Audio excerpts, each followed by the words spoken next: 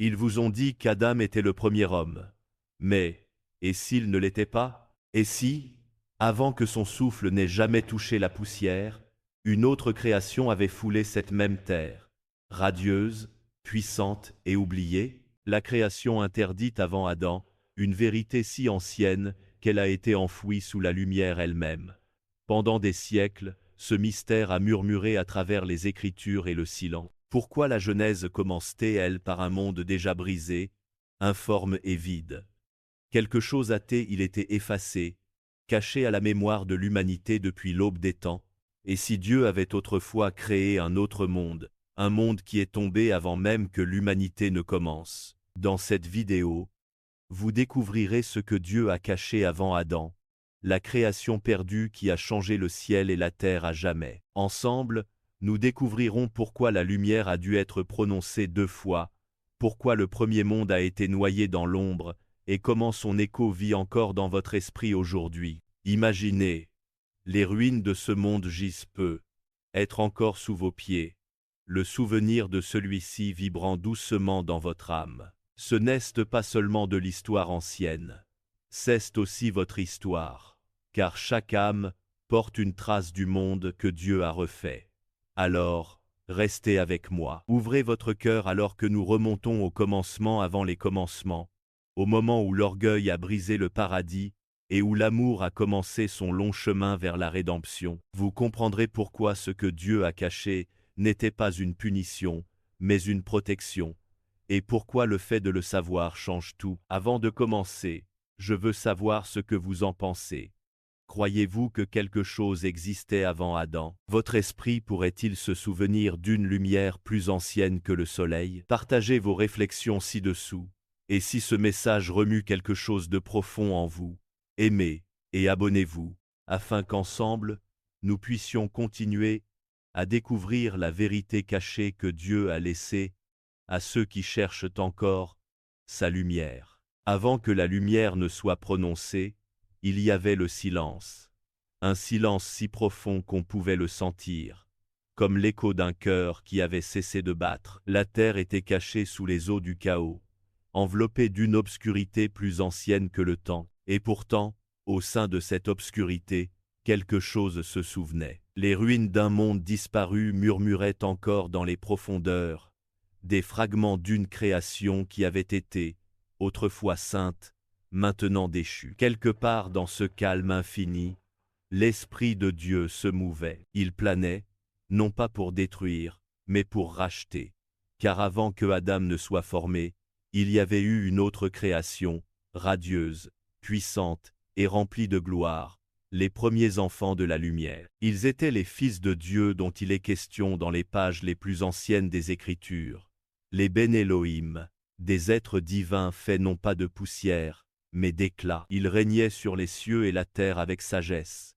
Mais en eux brûlait une graine d'orgueil, la même graine qui murmurait autrefois à Lucifer. Tu peux être plus que ce que tu es. Et l'orgueil, lorsqu'il est nourri, devient un feu. Lucifer, le plus beau de tous, a transformé ce feu en rébellion. Il désirait un trône au-dessus des étoiles, un royaume qui ne dépendait pas de l'amour mais du pouvoir. Les cieux tremblèrent lorsque le premier péché naquit, non pas le meurtre, non pas la tromperie, mais l'orgueil. Cet orgueil a divisé l'éternité, transformant les anges en adversaires et la lumière en ombre. Ce n'était pas une guerre terrestre, c'était une guerre de cœur. Les êtres les plus purs jamais créés se sont retournés contre la source même qui leur donnait la vie. Et alors que leur rébellion remplissait les cieux, la création elle-même fut bouleversée. Des étoiles tombèrent, la lumière s'éteignit, et la terre, autrefois un joyau, devint informe et vide. C'est pourquoi Genèse 1:2 ne parle pas de commencement, mais de conséquence. La terre était sans forme, parce qu'elle avait été brisée. Elle était vide, parce que la gloire qui la remplissait autrefois était partie. Et les ténèbres étaient à la surface de l'abîme, non pas une nuit naturelle, mais l'ombre du jugement. Avez-vous déjà regardé votre propre vie et vu la même chose? Un cœur autrefois plein de lumière, maintenant vide. Des rêves autrefois brillants, maintenant enfouis sous vos propres erreurs. L'histoire de cette première création est l'histoire de nous tous. Comment l'orgueil détruit et comment la miséricorde reconstruit. Parce que Dieu aurait pu en finir là, il aurait pu tout effacer, mais il ne l'a pas fait. Au lieu de cela, son esprit s'est déplacé à nouveau, non pas sur la perfection, mais sur la ruine, non pas sur la beauté, mais sur les cendres. Que la lumière soit.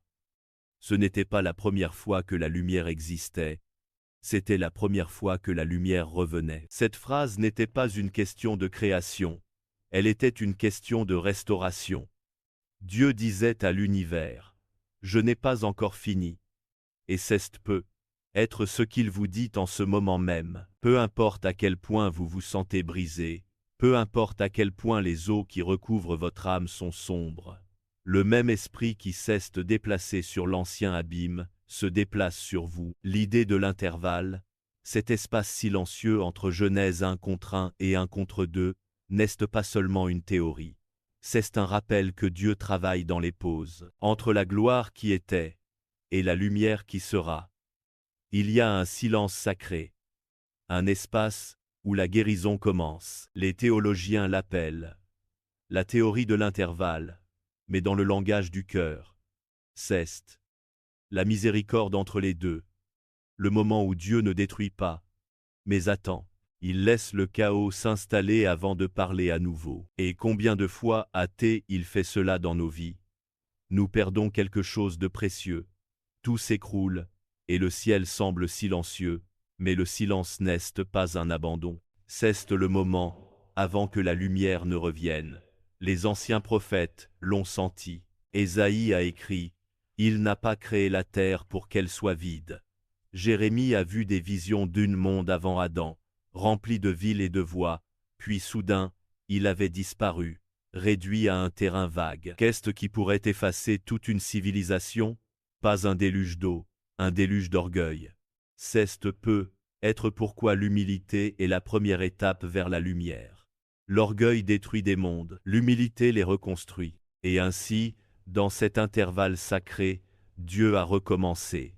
Il a dit, « Que la lumière soit », et la lumière a brillé non seulement sur la matière, mais sur la miséricorde. Mais avant Adam, il y avait encore des échos de cette première création, les êtres déchus, les esprits d'orgueil, les murmures du monde interdit. Leurs souvenirs persistaient dans les ombres d'Éden, regardant Dieu former une nouvelle création à partir de la poussière, un être qui marcherait sur la terre, non pas dans la gloire, mais dans la grâce. Vous voyez, Adam n'a pas été fait pour être puissant, il a été fait pour être aimé. La première création est tombée, parce qu'elle voulait être des dieux. Adam était différent, il est né pour marcher avec Dieu. Quand Dieu a façonné Adam, il ne l'a pas fait exister par la parole comme les étoiles. Il a touché la terre, il s'est penché. Les mains du Créateur sont entrées dans la poussière. Ce moment était intime, personnel, l'amour devenant forme. Les mêmes mains qui ont lancé des galaxies ont maintenant tracé la courbe du visage d'un homme. Et puis, vint le souffle. L'expiration divine. L'esprit qui se déplaçait autrefois sur les eaux est maintenant entré dans la chair. Et pour la première fois, la poussière portait le battement de cœur de l'éternité. Pourquoi recommencer avec quelque chose d'aussi fragile? Parce que la force avait échoué la première fois, l'orgueil avait brisé la perfection. Alors Dieu a choisi la faiblesse, l'humilité de la poussière, comme fondement d'un amour qui ne pourrait plus jamais être perdu. Il est facile de voir l'histoire des Adam comme de l'histoire ancienne, mais c'est le modèle de chaque cœur. Chacun de nous est créé à partir de la poussière de vieilles erreurs et du souffle d'un nouvel espoir. Chacun de nous porte à la fois la ruine et la rédemption à l'intérieur. Et c'est peut être pourquoi l'histoire de la création interdite résonne encore, parce qu'elle nous rappelle que l'échec ne met pas fin à l'histoire. Il commence la guérison. Il y a un mystère tranquille, caché dans Genèse 1. Et l'Esprit de Dieu se mouvait à la surface des eaux. Le mot hébreu pour mouver est rachaf. Il signifie papillonner, comme une mère oiseau planant au-dessus de son nid. C'est l'image de Dieu au-dessus de la terre en ruine, non pas en colère, mais protecteur. pas distant, mais tendre. Il a plané au-dessus de la destruction de la même manière qu'il plane au-dessus de votre douleur, attendant le moment où vous le laisserez parler à nouveau la lumière. La première création était radieuse mais orgueilleuse. La seconde était humble mais rédemptrice. C'est le grand renversement de l'amour. Dieu ne choisit pas le parfait. Il perfectionne l'élu. Il ne cherche pas la force. Il cherche l'abandon. Et c'est pourquoi Adam a été fait non pas de feu, non pas de lumière, mais de terre. Parce que la rédemption commence toujours bas. Le premier monde était fait de gloire, mais il est tombé dans les ténèbres. Le deuxième monde a été fait de poussière, mais il a été couronné de lumière. C'est le cœur de l'ironie divine, que ce qui est faible devienne saint, et que ce qui était orgueilleux devienne perdu. Lucifer est tombé parce qu'il voulait s'élever. Adam s'est élevé parce qu'il était prêt à s'agenouiller. Pensez-y, chaque fois que nous choisissons l'humilité plutôt que l'orgueil, la compassion plutôt que le jugement, l'abandon plutôt que le contrôle, nous réécrivons cette histoire ancienne. Nous guérissons ce que le premier monde a brisé. Vous ne vous souvenez peu, être pas de la création interdite, mais votre âme, si. C'est pourquoi vous souffrez pour des choses que vous ne pouvez pas expliquer. La paix, la lumière, l'appartenance. C'est l'écho d'Éden, et le souvenir de ce qui est venu avant. Nous venons tous de la poussière, mais la poussière se souvient de la lumière. Aujourd'hui, quand nous voyons le monde courir après le pouvoir, la connaissance et le contrôle, nous sommes témoins de la même tentation qui a détruit la première création. Nous voulons construire des tours qui touchent les cieux, une technologie qui rivalise avec la création, une science qui plie la vie elle-même. Mais la sagesse sans humilité est toujours un fruit défendu. C'est peu. Être pourquoi la Bible ne cesse de répéter le même schéma. Création, chute, rédemption. Non pas parce que Dieu échoue, mais parce qu'il continue d'enseigner l'amour à travers la perte. Et c'est peu, être pourquoi, il nous a caché la première création, non pas pour dissimuler la vérité, mais pour nous protéger de la répéter trop tôt. Certaines connaissances sont sacrées, parce que le cœur n'est pas prêt. Certaines vérités sont cachées jusqu'à ce que l'amour puisse les supporter. Vous vous demandez peu, être pourquoi tout cela est important. Pourquoi parler de monde oublié et d'anges déchus? Parce que leur histoire est notre miroir. Chacun de nous a un intervalle entre ce qui était et ce qui sera. Un endroit où quelque chose de beau se tenait autrefois et qui est maintenant en ruine. Mais le même Dieu qui a dit que la lumière soit parle encore. Pas seulement dans les Écritures, en vous. Si votre vie vous semble informe et vide, si votre cœur est recouvert d'eau trop profonde pour voir la lumière, souvenez-vous, l'Esprit se déplace encore à la surface de votre chaos, et quand il parle, tout change. C'est peu, être pourquoi la création interdite a dû tomber, afin que vous puissiez apprendre que l'amour, une fois perdu, peut encore être retrouvé. Et maintenant, je veux vous poser une question, non pas en tant que prédicateur, mais en tant que compagnon de voyage à travers ce mystère. Le sentez-vous, cette attraction tranquille, cette nostalgie ancienne, quelque chose à l'intérieur de vous aspire. Il a une lumière que vous n'avez jamais vue, mais dont vous vous souvenez d'une manière ou d'une autre. Et si ce n'était pas de l'imagination, et si c'était de la mémoire, une mémoire plus ancienne qu'Adam, plus ancienne qu'Éden, l'écho du monde qui était autrefois, et la promesse de celui qui sera restauré. Partagez ce que vous ressentez ci-dessous. Parlons-en. Parce que peut être, juste peut être, l'histoire de la création interdite, n'est pas du tout une question de passé, peut être qu'elle concerne la partie de vous que Dieu est encore en train de recréer aujourd'hui. Et quand vous quitterez cet endroit, souvenez-vous de ceci. Vous n'êtes pas les ruines, vous êtes la renaissance. L'esprit qui se déplaçait sur les eaux se déplace encore à travers vous. Et un jour, à travers vos ténèbres aussi, il dira à nouveau que la lumière soit. Sous la surface calme des eaux, sommeillait une mémoire ancienne. Les profondeurs recelaient des souvenirs, l'écho d'un monde effondré, avant même le premier souffle d'Adam. Les vagues chuchotaient des histoires plus anciennes que l'histoire, où des êtres de lumière avaient foulé la terre, avant que l'orgueil ne consume leur cœur. Les ruines de ce monde interdit étaient enfouies dans le silence, attendant que la voix de Dieu brise une fois de plus les ténèbres éternelles.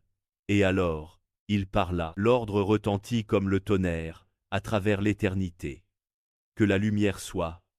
Les eaux tremblèrent, l'obscurité se déchira, et la lumière revint, non pas nouvelle, mais renaissante. Ce moment n'était pas simplement une question d'illumination, mais de rédemption.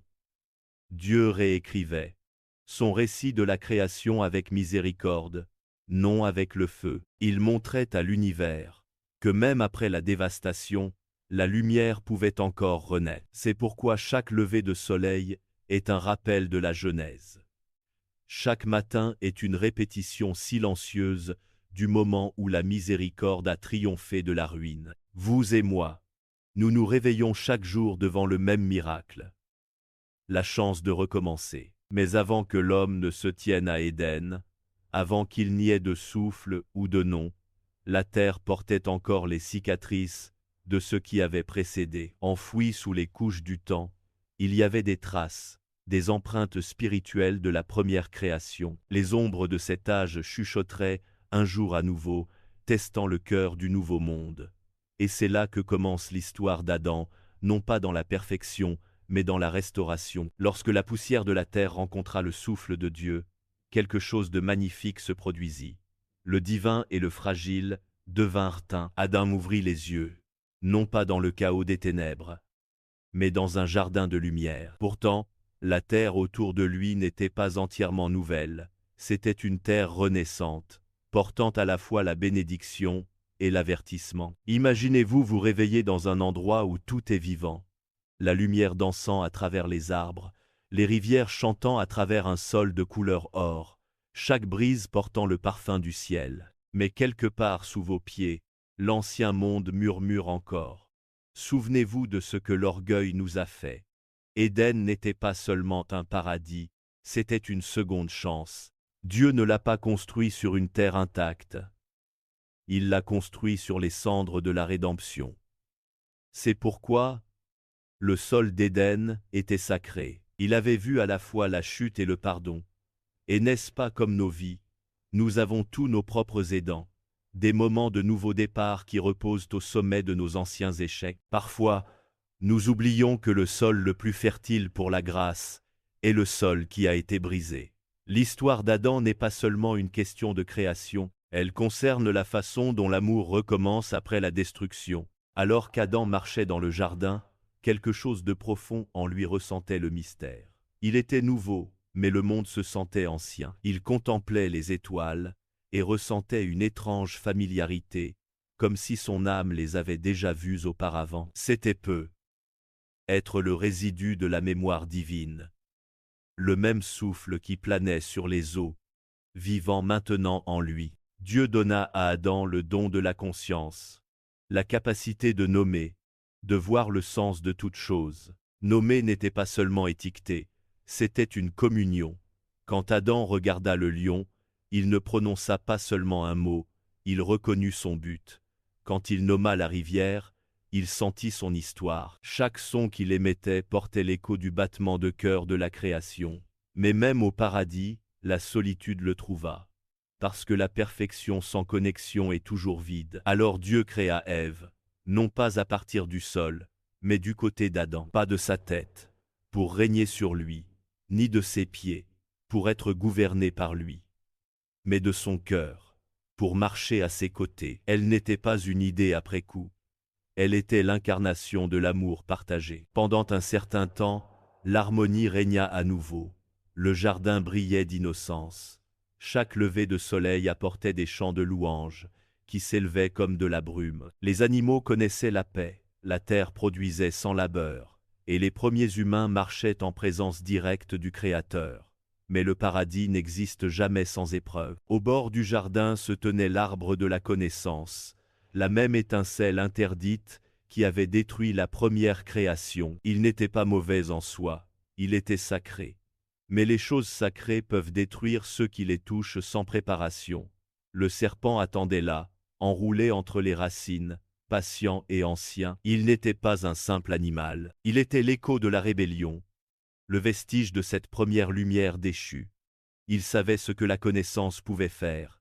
Il l'avait autrefois détenue et perdue. Il chuchota à Ève non avec colère, mais avec raison. Dieu sait que lorsque vous en mangerez, vous serez comme lui. C'était le même mensonge prononcé dans les cieux il y a des siècles. Maintenant reformulé en langage humain, la voix du serpent ne sonnait pas monstrueuse, elle sonnait logique, désirable, même gentille. C'est ainsi que fonctionne la tromperie, elle se déguise toujours en sagesse. Ève regarda le fruit, il était magnifique, comme une lumière interdite rendue tangible. Elle vit la connaissance, la liberté, le pouvoir. Elle tendit la main, et l'écho de la première chute recommença. Quand Adam et Ève mangèrent, leurs yeux s'ouvrirent, mais pas à l'illumination. Ils s'ouvrirent à la perte. L'innocence se brisa, et la création trembla une fois de plus. Le même orgueil, qui avait autrefois corrompu les êtres de lumière, entra maintenant dans le cœur de ceux faits de poussière. Mais voici le miracle. Cette fois, Dieu ne les détruisit pas. La première création tomba, et fut enfouie dans les ténèbres. La seconde tomba aussi, mais la miséricorde se tenait au milieu. Au lieu de l'anéantissement vint la rédemption. Dieu couvrit leur nudité de vêtements de grâce. La chute devint la première leçon d'amour, que la miséricorde est plus forte que le jugement. Vous êtes-vous déjà sentis comme Adam et Ève, debout dans les ruines de vos propres choix, réalisant trop tard ce que vous avez perdu? Nous l'avons tous fait. Nous goûtons tous aux fruits défendus à notre manière, par l'orgueil, la colère, ou le désir de contrôler ce qui ne nous a jamais appartenu. Mais ce qui compte le plus, ce n'est pas la chute elle-même, c'est ce qui vient après. Même lorsque les portes d'Éden se sont fermées, la promesse est restée ouverte. Dieu dit qu'un sauveur viendrait, celui qui écraserait la tête du serpent. Cette seule promesse a comblé toute la distance entre la création interdite et la rédemption finale. Et c'est peu, être ce que votre cœur a besoin de se rappeler. Vous n'êtes pas banni pour toujours. Vous êtes dans l'espace entre la chute et le retour, le même espace où la lumière attend de renaître. Quand nous regardons le monde aujourd'hui, nous voyons des reflets des deux Édens, celui qui est tombé avant Adam, et celui qui est tombé après. Nous construisons des villes qui touchent le ciel, créons des connaissances plus vite que la sagesse, et courons après la gloire sans la grâce. Nous appelons cela le progrès, mais parfois, nous avons l'impression de reconstruire la même tour qui s'est autrefois effondrée, la tour de Babel, le monument de l'orgueil humain. La technologie, l'intelligence artificielle, la soif de contrôle sur la vie et la mort, ce sont nos nouveaux fruits défendus. Ils promettent la lumière, mais apportent souvent l'ombre. L'humanité, encore une fois, se tient à l'arbre. La question est la même. Allons-nous tendre la main vers le pouvoir, ou nous abandonner à l'amour? L'histoire de la création interdite n'est pas un mythe, c'est un miroir. Chaque génération se tient devant sa propre version de l'arbre interdit. Chaque âme doit décider si elle doit répéter la première rébellion, ou vivre dans l'humilité et la confiance. Et voici la vérité qui guérit. Dieu n'a jamais cessé de créer. Même maintenant, il fait de nouveaux cœurs, de nouveaux départs, de nouveaux mondes en nous. La même voix qui a dit « que la lumière soit » parle encore chaque fois qu'une personne brisée pardonne, chaque fois qu'une âme fatiguée choisit l'espoir plutôt que le désespoir. Peut-être avez-vous vécu votre propre version d'Éden, une période où tout semblait bien, pour ensuite le perdre. Peut-être avez-vous regardé votre vie et pensé, elle ne sera plus jamais entière. Mais la Bible commence par les ténèbres pour une raison. Pour montrer que même du chaos, Dieu peut façonner la beauté. Pensez à une graine. Elle doit être enfouie dans les ténèbres avant de pousser. Il en va de même pour vous. Votre douleur n'est pas la fin, C'est le sol où commence la résurrection. Quand Adam a quitté le jardin, il n'a pas laissé la grâce derrière lui. La grâce a marché avec lui. Et c'est la promesse pour vous aussi. Où que vous alliez, quoi que vous ayez perdu, l'amour va avec vous. Vous voyez, la création interdite n'a pas été effacée, elle a été rachetée à travers l'histoire de l'humanité. Les ruines du premier monde sont devenues le fondement du second. La même terre qui a autrefois porté la rébellion porte maintenant la rédemption. C'est ainsi que Dieu travaille. Il ne gaspille pas la douleur, il la transforme. Chaque blessure dans votre vie peut devenir un puits de guérison pour quelqu'un d'autre. Chaque échec peut être la graine de la sagesse. Chaque perte peut devenir un autel où la lumière revient. Et quand vous réalisez cela, vous commencez à comprendre pourquoi Dieu nous a caché certaines vérités, non pas pour punir, mais pour protéger. Certaines révélations nécessitent un cœur guéri pour être géré. Une partie du pouvoir doit attendre que l'amour soit assez fort pour le guider. C'est pourquoi il ne nous donne pas toujours ce que nous demandons, car parfois, la miséricorde retient ce que l'orgueil détruirait. Alors que vous écoutez, respirez, sentez le poids de cette vérité. Le même esprit qui planait au-dessus du chaos avant Adam, plane maintenant au-dessus de vous. Vous êtes la preuve vivante que la lumière peut renaître de la ruine. Prenez un moment et réfléchissez. Quels fruits défendus avez-vous goûté dans votre vie? Quelles connaissances ou ambitions vous ont éloigné de la paix? Et plus important encore, quelle lumière pourrait attendre de revenir une fois que vous l'aurez abandonnée? Écrivez vos pensées ci-dessous. Partagez vos réflexions. Peut-être que votre histoire aidera quelqu'un d'autre à trouver sa propre aube, parce que ce n'est pas seulement l'histoire du premier monde, c'est l'histoire de chaque cœur qui est tombé et a retrouvé son chemin vers la maison. Et quand vous vous réveillerez demain, laissez la lumière du matin vous rappeler. Vous vous tenez dans la même miséricorde qui a autrefois recréé la terre. Vous n'êtes pas oublié, vous êtes en train d'être refait. Et tout comme ce premier lever de soleil sur les eaux, Dieu chuchote encore dans les profondeurs de votre âme. Que la lumière soit. La nuit qui suivit la chute d'Éden dut être d'un silence pesant. Nul oiseau ne chantait. Nul vent ne portait de joie. La lune contemplait un monde qui venait de briser son propre cœur.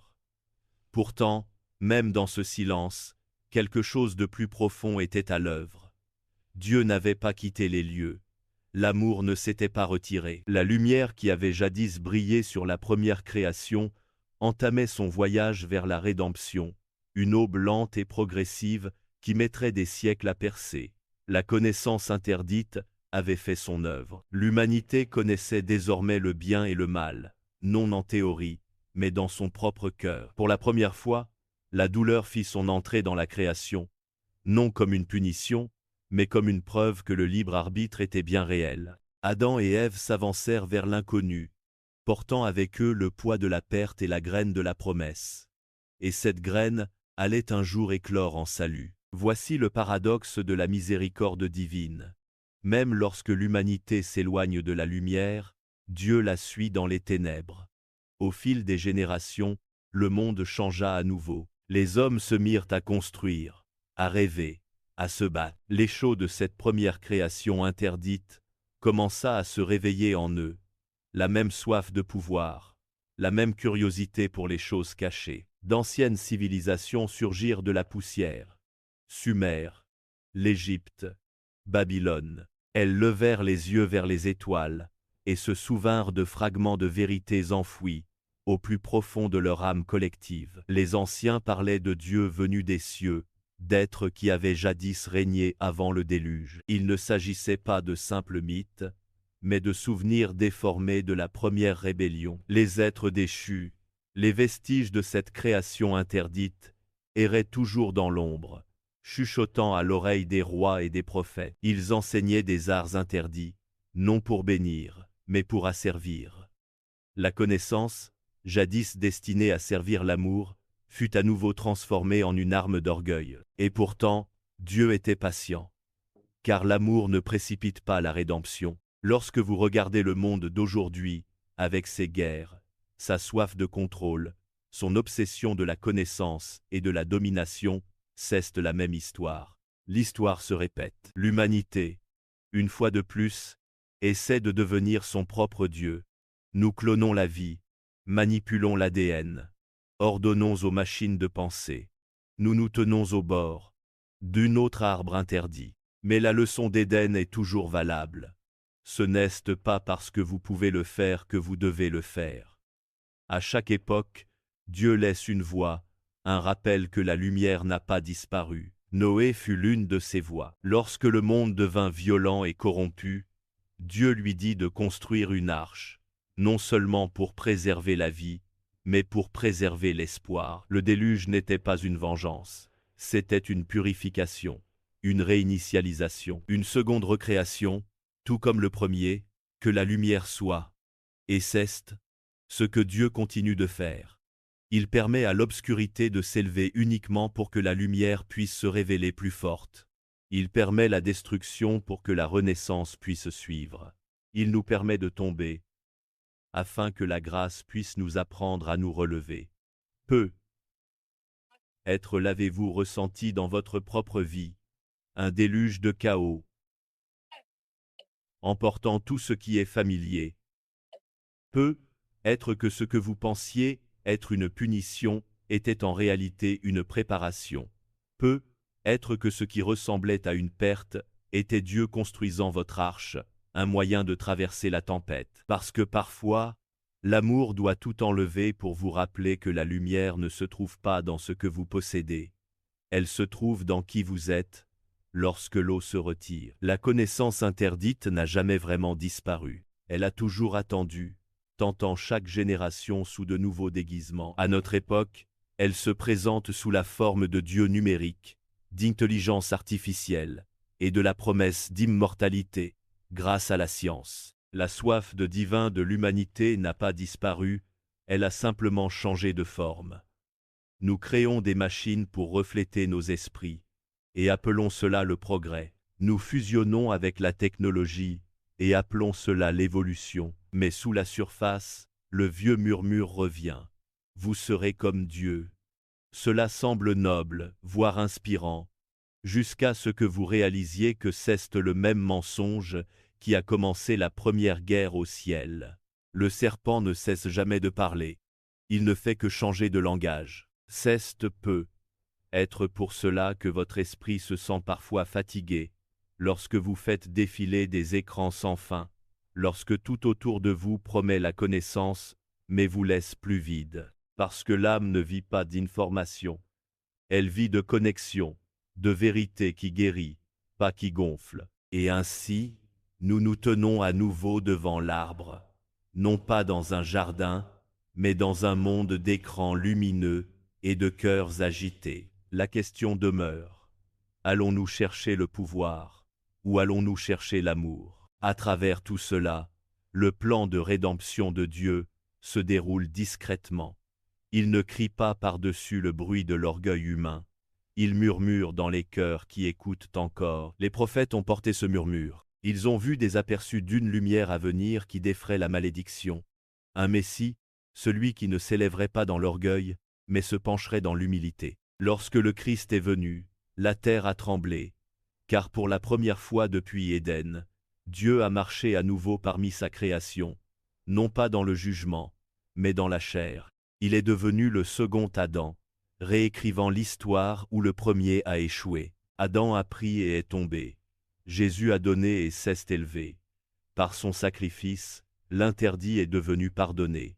La malédiction a été inversée non par la force, mais par l'abandon. La plus ancienne blessure, l'orgueil, a été guérie par l'acte d'humilité le plus profond.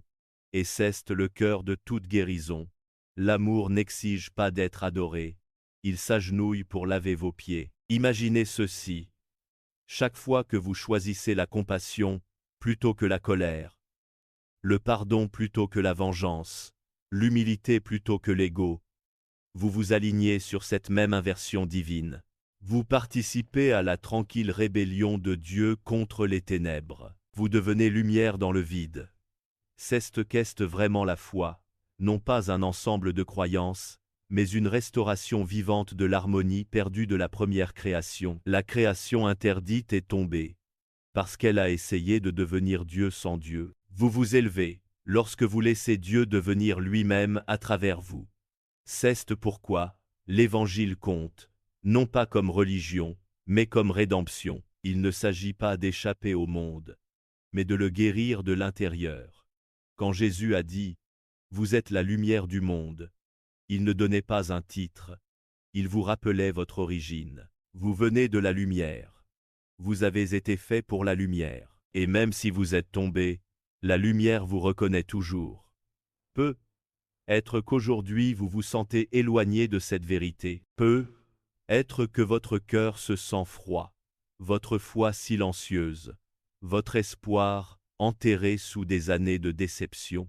Mais souvenez-vous de ceci, le premier monde est tombé, et pourtant Dieu a dit que la lumière soit. Le deuxième monde est tombé, et pourtant il a envoyé son Fils. Pensez-vous vraiment qu'il va vous abandonner maintenant? Même votre silence, lui, est sacré. Même votre brisement peut devenir l'autel où la lumière revient. Il y a un dicton dans la mystique hébraïque, la lumière entre par la fissure. C'est ainsi que Dieu travaille. Il n'a pas besoin de votre perfection, il a besoin de votre ouverture. Le même esprit qui planait au-dessus des eaux plane maintenant au-dessus de vos blessures. Alors laissez-le parler à nouveau. Laissez-le dire dans votre chaos, votre honte, votre attente, que la lumière soit. Parfois, nous faisons l'erreur de penser que Dieu cache la connaissance pour nous garder petits, mais peut être qu'il la cache pour nous garder en sécurité. La création interdite a atteint trop haut, trop vite. Elle a essayé de saisir l'éternité sans comprendre l'amour. Mais l'éternité sans amour n'est pas le paradis, c'est l'enfer déguisé en brillance. Lorsque votre cœur aspire à des réponses, à des vérités cachées, à des mystères trop vastes pour être nommés, faites une pause. Demandez-vous, est-ce que je recherche la sagesse, ou est-ce que je recherche le contrôle, parce que l'un guérit et l'autre détruit? Vous n'avez pas besoin de connaître tous les mystères pour marcher dans la paix. Vous avez seulement besoin de croire que celui qui détient les mystères vous aime. C'est la révélation ultime, que ce que Dieu a caché n'était jamais destiné à être perdu. C'était destiné à être trouvé en lui. Et peut être ce que la première création n'a jamais compris. Le pouvoir sans amour devient destruction, mais l'amour sans pouvoir devient rédemption. Vous n'avez pas besoin d'être parfait, vous avez juste besoin de rester près de la lumière, parce que lorsque vous marchez avec la lumière, même vos ombres deviennent des témoignages. Chaque larme, chaque cicatrice, chaque erreur peut être réécrite en quelque chose de sacré. Le même Dieu qui a reconstruit le monde à partir de la forme informe, peut reconstruire votre cœur à partir de l'échec. Pensez à votre propre histoire, au moment où vous êtes tombé, au moment où vous vous êtes senti vide, à l'intérieur. Chaque fois, la lumière vous a retrouvé, n'est-ce pas? Ce n'est pas un accident. C'est la Genèse qui se déroule encore en vous. Alors ce soir, si vous écoutez, prenez ce moment comme sacré. Vous faites partie d'une histoire qui a commencé avant Adam, avant les étoiles, avant le temps lui-même. Vous n'êtes pas une erreur de l'histoire. Vous êtes la continuation du plan secret de Dieu pour transformer chaque chute en résurrection. Et quand le soleil se lèvera demain, laissez-le vous parler comme l'Écriture. Il y a toujours de la lumière après les ténèbres. Il y a toujours de la guérison après la perte. Il y a toujours de l'amour après la peur. C'est la loi cachée de la création, la vérité que Dieu a intégrée à chaque aube. Alors que cette histoire persiste dans votre cœur, je vous invite à partager vos pensées ci-dessous. Croyez-vous que le premier monde a vraiment existé? Une création avant Adam, enfouie sous nos pieds et cachée dans nos âmes? Ou croyez-vous que la création se déroule encore en nous maintenant, que nous vivons des chapitres de cette même rédemption divine? Quoi que vous croyiez, souvenez-vous de ceci. Vous ne faites pas seulement partie de l'histoire. Vous faites partie de la restauration. Et un jour, quand toute la création chantera à nouveau, votre lumière s'élèvera avec la sienne. et l'histoire qui a commencé avant Adam se terminera dans la gloire, non pas avec les ténèbres, mais avec l'amour. Jusqu'à ce moment, continuez à marcher dans la lumière, continuez à guérir là où vous le pouvez, et continuez à croire que même dans le silence, Dieu murmure toujours les mêmes paroles éternelles qui ont tout créé. Que la lumière soit, la nuit s'estompe, l'histoire se calme, et quelque part entre le dernier mot et le silence qui suit, la paix recommence à s'épanouir. Mon ami, si vous avez marché avec moi à travers ce voyage, des ruines de la première création à la lumière de la nouvelle, alors quelque chose à l'intérieur de vous, c'est déjà.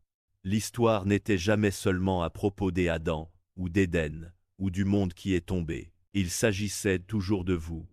À propos du souffle de Dieu qui persiste encore à l'intérieur de votre poitrine, à propos de la lumière qui refuse de mourir, même lorsque les ténèbres se pressent. Parce que peu importe à quel point le monde s'éloigne, le Créateur ne part jamais. Son amour n'est pas un chapitre qui se termine, c'est l'encre qui écrit chaque nouveau commencement. Quelque part, au plus profond du silence de votre propre cœur, il y a un jardin qui attend encore de fleurir. Il peut être recouvert d'années de douleur, de pertes et de prières non exprimées. Mais le sol se souvient encore de la chaleur de ses mains. Les mêmes mains qui ont formé Adam à partir de la poussière, le même esprit qui planait au-dessus des eaux, repose maintenant sur vous, doux, patient, prêt à murmurer. Que la lumière soit. Vous n'êtes pas la chute, vous êtes le retour. Vous n'êtes pas la ruine. Vous êtes la reconstruction. Et quand Dieu vous regarde, il ne voit pas ce qui cesse de briser. Il voit ce qui redevient entier. Alors respirez, laissez la grâce remplir les espaces où la culpabilité vivait autrefois.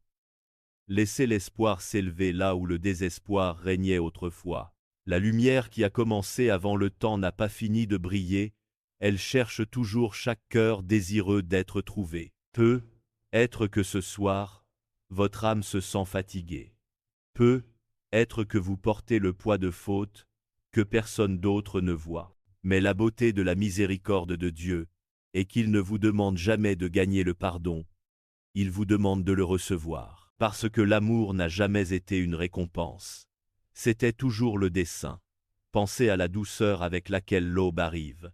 Elle ne crie pas, elle ne se force pas, elle commence simplement à briller, lentement, doucement, jusqu'à ce que chaque ombre se rende. C'est ce que la guérison fait ressentir. C'est ce que la grâce fait, et c'est ce qu'il fait en vous, même maintenant. La première création est tombée par orgueil, la seconde a été rachetée par l'humilité, et la troisième, celle qui se déroule encore dans votre cœur, sera achevée par l'amour. C'est le rythme sacré de l'éternité. Tomber, se relever, racheter, répéter, jusqu'à ce que tout redevienne lumière. Vous voyez, chaque histoire qui a jamais compté, du jardin à la croix, de votre premier chagrin d'amour à votre prière la plus silencieuse, a toujours été à propos de la restauration. L'histoire de Dieu n'est pas une tragédie. C'est une lettre d'amour écrite en étoiles, et en larmes et en deuxième chance. Et ce soir, cette lettre vous est adressée. Alors si vous vous tenez au bord de quelque chose d'incertain, si la vie vous semble sombre, confuse ou lourde, je veux que vous vous souveniez de ceci. La même voix qui a parlé à la terre informe, parle toujours à votre âme. Vous ne l'entendrez peu, être pas dans le tonnerre ou le feu. Vous l'entendrez peu, être dans le calme de votre propre rythme cardiaque.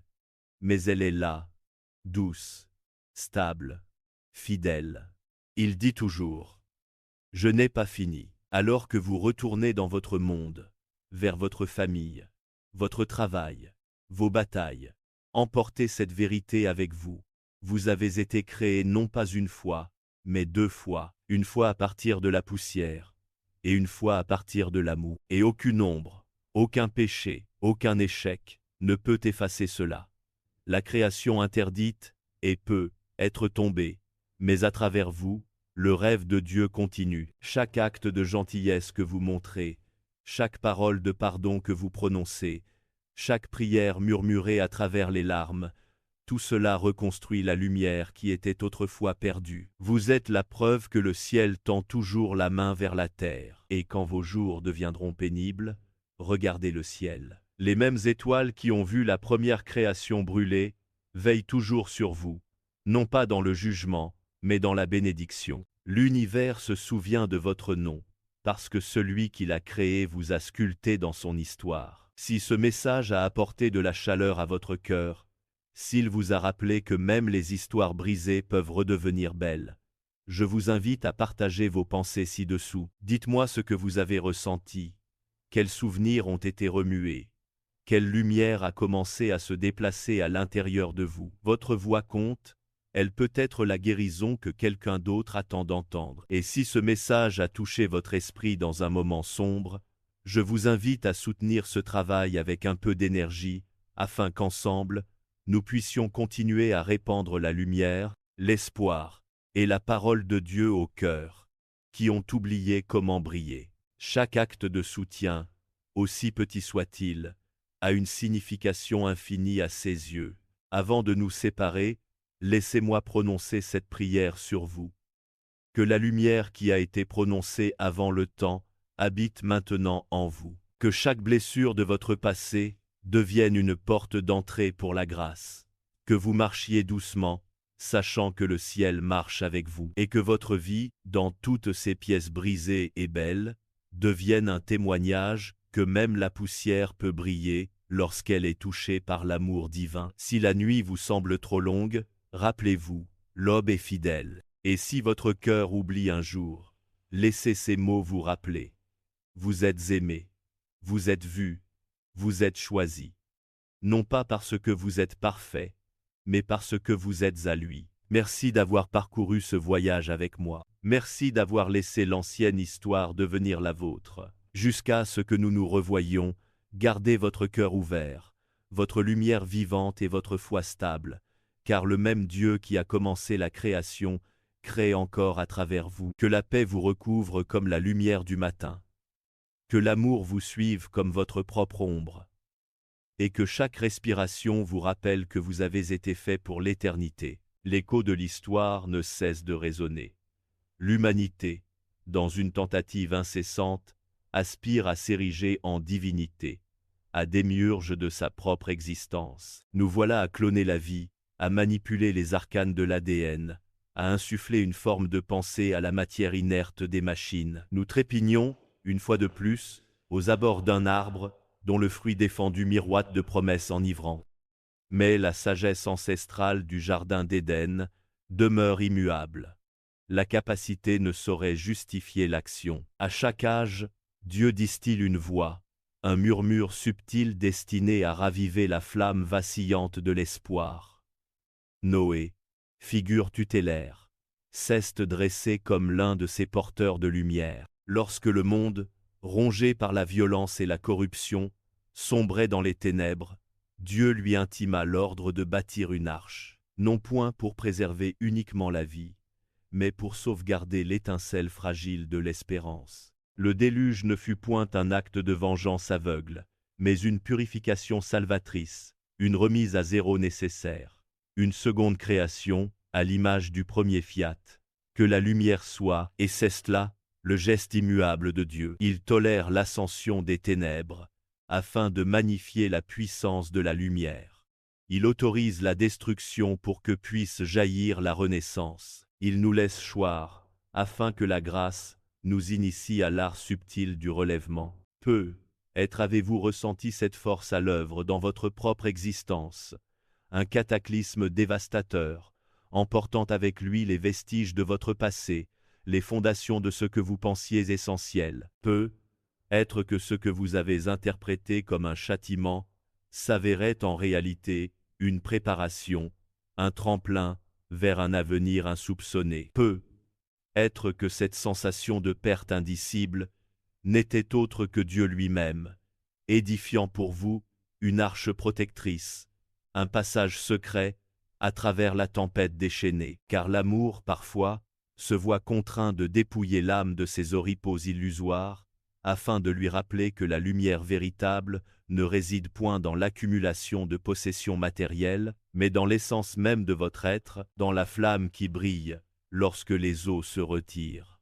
Le savoir interdit n'a jamais véritablement disparu. Il guette, tapi dans l'ombre, exerçant son pouvoir de séduction sur chaque génération, sous des atours sans cesse renouvelés. À notre époque, il revêt les masques séduisants des dieux numériques, de l'intelligence artificielle et de la promesse illusoire d'une immortalité acquise par le biais de la science. La soif inextinguible de l'humanité pour le divin n'a point disparu.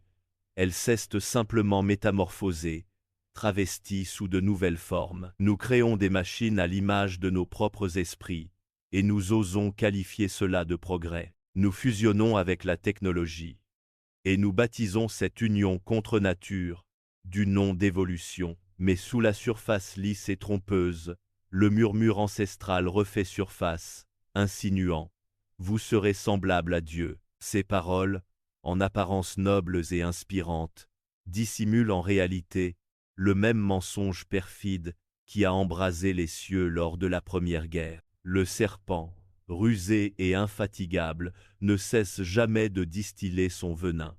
Il adapte simplement son langage aux oreilles qu'il souhaite empoisonner. N'est-ce point la raison pour laquelle votre esprit s'alourdit parfois d'une fatigue lancinante lorsque vous faites défiler ces écrans infinis, lorsque l'univers digital vous promet une connaissance illimitée, mais vous laisse, en définitive, plus vide et désorienté que jamais? Car l'âme ne se nourrit point d'informations décontextualisées. Elle aspire à la connexion véritable, à la vérité profonde qui guérit et élève, et non à celle qui flatte l'ego et le gonfle d'illusions. Et ainsi nous voici de nouveau rassemblés au pied de l'arbre, non point dans un jardin luxuriant et paisible, mais au cœur d'un monde saturé d'écrans lumineux et de cœurs en proie à une agitation perpétuelle. La question fondamentale demeure. Allons-nous céder à la tentation du pouvoir illusoire? Ou allons-nous nous tourner vers la lumière de l'amour véritable? À travers ce chaos apparent, le plan divin de rédemption se déploie avec une subtilité infinie. Dieu ne cherche point à couvrir le tumulte assourdissant de l'orgueil humain de sa voix tonitruante. Il préfère murmurer sa sagesse dans les cœurs qui conservent encore une capacité d'écoute. Les prophètes, messagers inspirés, ont été les dépositaires de ce murmure sacré. Ils ont entrevu les lueurs d'une lumière salvatrice, capable de défaire les liens de la malédiction originelle. Un Messie, humble et désintéressé, qui renoncerait à l'ascension vertigineuse de l'orgueil, pour s'abaisser dans le service et la compassion. Lorsque le Christ fit son entrée dans le monde, la terre trembla sous ses pas, car pour la première fois depuis l'expulsion d'Éden, Dieu renouait avec sa création, non point sous les traits austères du juge, mais sous la forme fragile de la chair humaine. Il devint le second Adam, réécrivant le récit tragique où le premier avait échoué. Adam, avide et insoumis, s'était emparé du fruit interdit et avait chuté dans les ténèbres. Jésus, par son sacrifice ultime, s'est offert en don total et s'est élevé dans la gloire.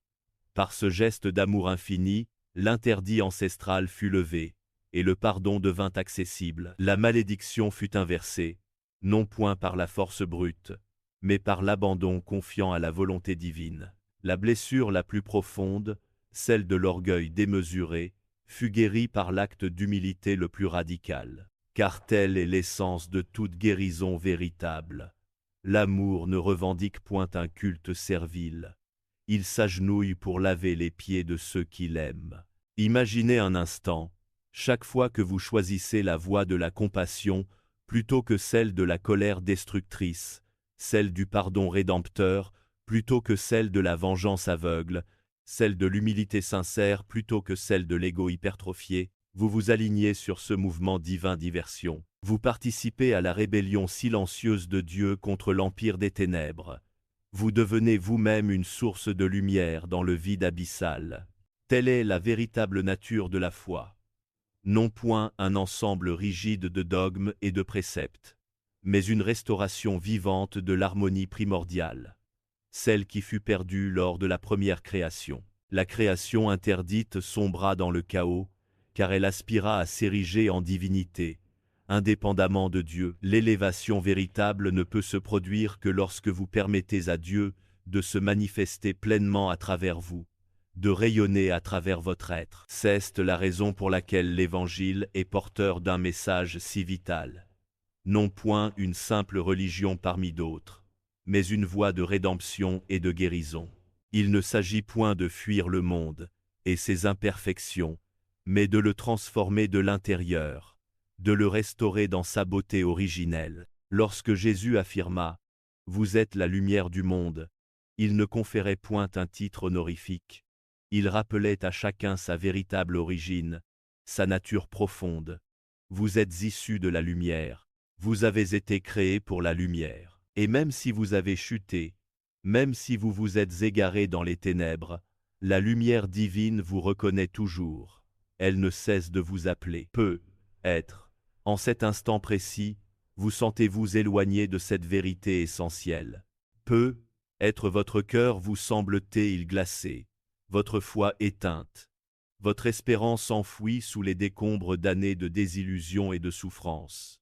Mais souvenez-vous de ceci, le premier monde sombra dans le chaos, et pourtant Dieu prononça « Que la lumière soit ». Le second monde fut englouti par les ténèbres, et pourtant il envoya son Fils unique. Croyez-vous réellement qu'il vous abandonnera à présent?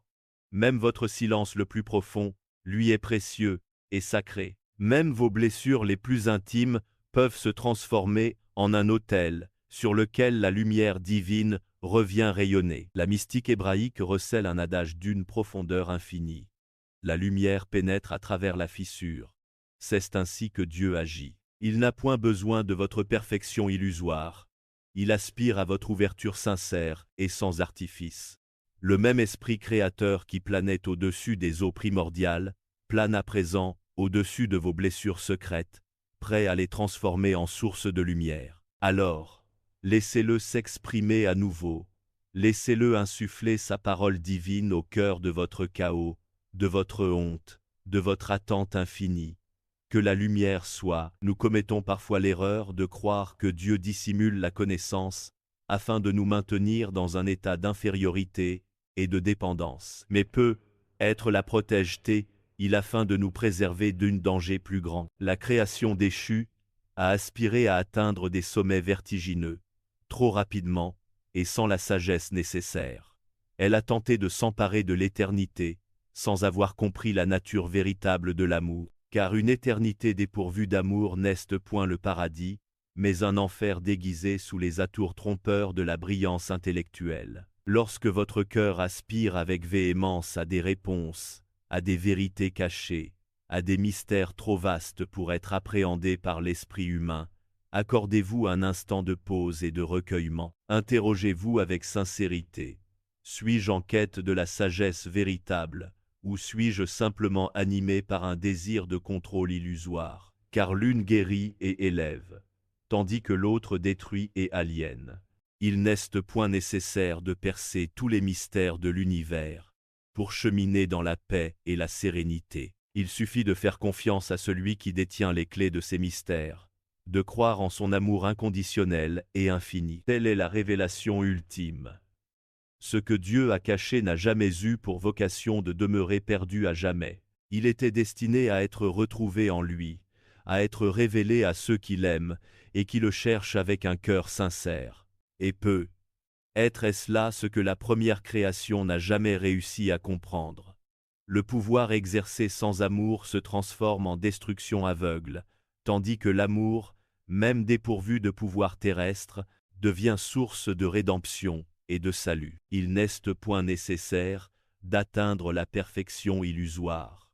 Il suffit de demeurer près de la lumière, de se laisser guider par sa sagesse et son amour. Car lorsque vous marchez dans la lumière, même vos ombres les plus sombres se transforment en témoignages de sa grâce infinie. Chaque larme versée, chaque cicatrice indélébile, chaque erreur commise, peut être réécrite et transformée en une œuvre sacrée, un symbole de la puissance rédemptrice de l'amour divin. Le même Dieu qui a façonné le monde à partir du chaos primordial peut également reconstruire votre cœur brisé, le guérir de ses blessures les plus profondes et le restaurer dans sa beauté originelle. Repensez à votre propre histoire, au moment où vous avez trébuché et chuté, aux instants où vous vous êtes senti vide et désorienté. À chaque fois, la lumière divine est venue vous retrouver.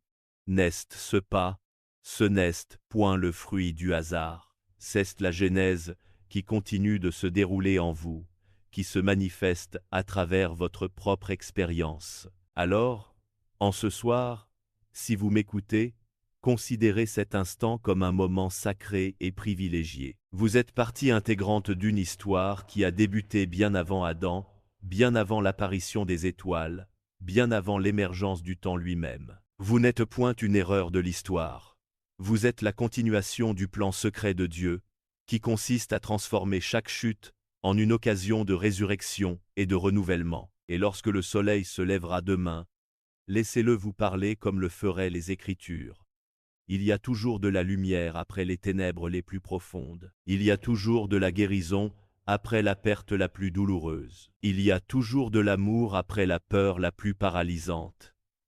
Telle est la loi cachée qui régit la création, la vérité immuable que Dieu a inscrite au cœur de chaque aube nouvelle. Alors, tandis que cette histoire continue de résonner dans votre cœur, je vous invite à partager vos réflexions et vos émotions. Croyez-vous sincèrement que le premier monde a réellement existé, une création antérieure à Adam, enfouie sous nos pieds et cachée au plus profond de nos âmes? Ou pensez-vous plutôt que la création se poursuit en nous, à chaque instant, et que nous sommes les acteurs vivants de ce drame divin de la rédemption?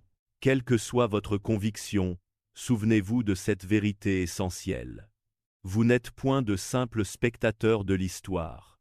Vous êtes des artisans de la restauration. Et un jour, lorsque toute la création retrouvera sa voix et chantera à nouveau l'harmonie universelle, votre propre lumière s'élèvera en union avec celle du Créateur, et l'histoire qui a commencé avant Adam s'achèvera dans la gloire éternelle, non point dans les ténèbres désespérantes, mais dans la plénitude de l'amour divin.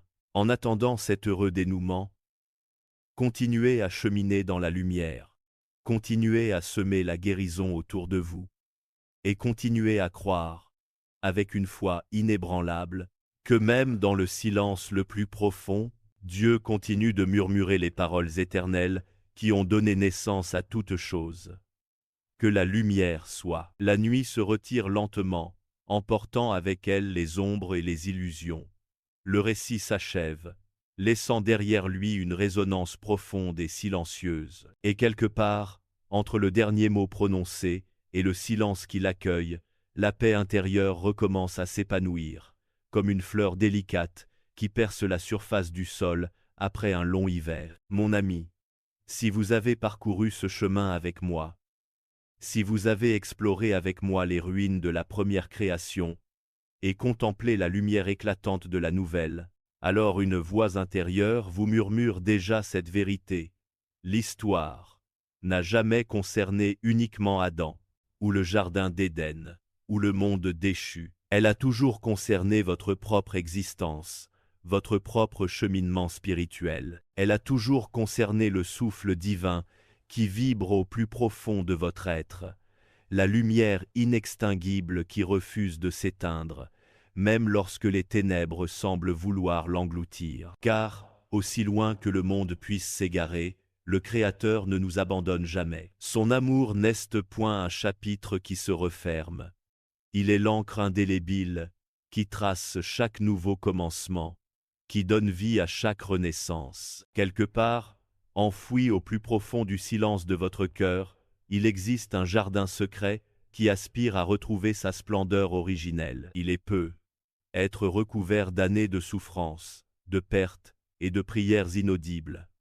Mais la terre se souvient encore de la chaleur des mains divines. Les mêmes mains qui ont façonné Adam à partir de la poussière, le même esprit créateur qui planait au-dessus des eaux primordiales, repose à présent sur vous, avec une douceur infinie, une patience inépuisable, prêts à murmurer à votre oreille. Que la lumière soit, vous n'êtes point la chute, vous êtes le retour, vous n'êtes point la ruine, vous êtes la reconstruction, et lorsque Dieu pose son regard sur vous, Il ne voit point ce qui a été brisé et détruit. Il voit ce qui est en train de se reconstruire, de se restaurer dans sa plénitude.